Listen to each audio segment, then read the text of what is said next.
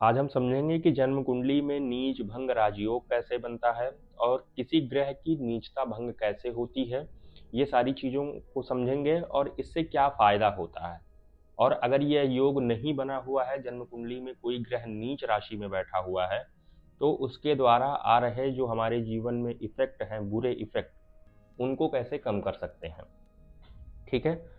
अब जैसे मान लीजिए कि शनिदेव है, शनिदेव मेष में नीच के हो जाते हैं। ये बात आप लोगों को भी शायद पता होगी। सबसे पहला है, शनि के साथ में मतलब मंगल के भाव में वो नीच हुए हैं। अब मंगल यहीं पर इनके साथ में बैठ जाएं तो नीच भंग राजयोग बन जाएगा।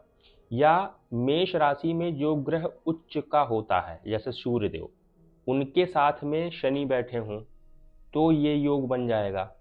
या मंगल की दृष्टि पड़ जाए किसी प्रकार से। अब मंगल की जो दृष्टि होती है वो बोली जाती है 4 7 8, मतलब अगर यहाँ पे भी है मंगल तो 7 और 8, 7 और मंगल यहाँ पे भी बैठे हुए हैं तो 1 2 3 4, चौथी दृष्टि। या किसी भी शुभ ग्रह की दृष्टि, जैसे गुरु हो गए, उनकी 5वीं 7वीं या जो भी दृष्टियां होती हैं, गुरु चंद्रमा शुक्र, इन ग्रहों की दृष्टि भी अगर शनि के ऊपर पड़ जाती है तो भी नीच भंग राजयोग बन जाएगा। तीसरा, जैसे शनिदेव यहाँ पे नीच हुए हैं और अगर ये नौमांस में जो D9 चार्ट होता है वहाँ पर ये उच्च राशि में बैठे हुए हैं तो भी नीच भंग राजयोग बन जाएगा। या अगर शनिदेव के घर में मंगल बैठे हुए हैं, चाहे वो इस भाव में हो चाहे इस भाव में, मतलब दोनों लोग राशि चेंज कर लें तो भी यह योग बन जाएगा।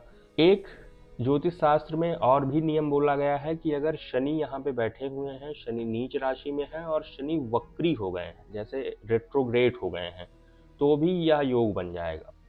अगर इनमें से कोई भी योग आपकी कुंडली में नहीं बन रहा है, जैसे जो ग्रह नीच हुआ है उसमें उच्च ग्रह, या जिस भाव में नीच हुआ है वो भावपति की स्वामी वहाँ पर नहीं बैठे हैं, नहीं देख रहे हैं, या कोई शुभ ग्रह नहीं देख रहा है, तो अब उनकी डिग्री को देखा जाएगा। कितनी डिग्री में है शनिदेव? 28 डिग्री में। 28 डिग्री में। अब ज्योतिष शास्त्र कहता है कि 20 डिग्री तक शनिदेव होंगे तो उनका उच्च होंगे तो भी पूर्ण रूप से अच्छा फायदा मिलेगा, नीच होंगे तो भी अगर 20 डिग्री या उससे थोड़ा बहुत कम है तो फायदा अच्छा, या जो भी नीच ग्रह है तो फायदा क्या देगा, खैर वो नुकसान ही देगा बहुत ज़्यादा, तो वो बहुत ज़्यादा होगा। लेकिन यहाँ 28 डिग्री के हैं तो ये नीच होकर के भी उतना बुरा इफेक्ट आपके जीवन में नहीं दे पाएंगे जितना कि एक्चुअल अगर ये अच्छे अंश या अच्छे डिग्री में अपने होते तो देते। ठीक है। अगर इनमें से कुछ भी योग नहीं बना हुआ है तो भी घबराने की जरूरत नहीं है। जो ग्रह आपकी कुंडली में शनि है या कोई भी ग्रह आपकी कुंडली में जो नीच हुआ है उससे संबंधित आप चीज़ों को दान कर सकते हैं, उससे संबंधित पूजा पाठ जाप कर सकते हैं, चीज़ों को सही कर सकते हैं। शनिदेव का दान क्या क्या होता है, कैसे करना है, और शनिदेव से संबंधित या कोई भी ग्रह आपकी कुंडली में अगर नीच हुआ है, हम एक एक ग्रहों का ऐसे बनाएंगे वीडियो कि कौन से ग्रह किस भाव में कब नीच हुए हैं, उनका हम दान कैसे करें, पूजा पाठ कैसे करें, उनका उपाय भी मैं आपको बताऊंगा।